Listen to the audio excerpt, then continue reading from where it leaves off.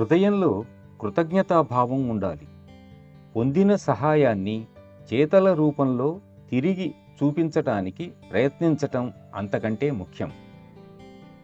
మనం ఎవరి దగ్గర నుండైనా సౌజన్యతను పొందామంటే మళ్ళీ మన వంతు వచ్చినప్పుడు తిరిగి ఇచ్చి రుణం తీర్చుకోవాలి.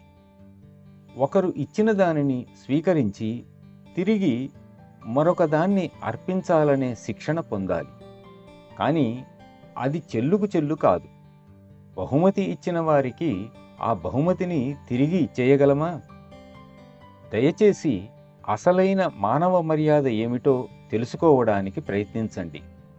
నేనీరోజు ఇంత పొందాను, నాకేం చెయ్యాలో తెలియటం లేదు అని హృదయం అనుకున్నప్పుడు నిజమైన కృతజ్ఞతాభావం ఏర్పడి కళ్ళ వెంబడి నీరు కారుతుంది. ఇది చాలు. అందుకే వాటిని ముత్యాలంటారు.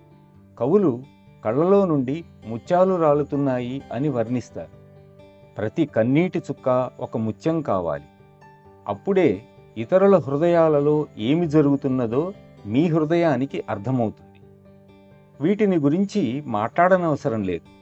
పవిత్రంగా ఉండవలసిన దానిని రహదారుల్లో బాహాటంగా ఆలింగనాలు చేసుకొని దీనిని ప్రదర్శించనక్కర్లేదు.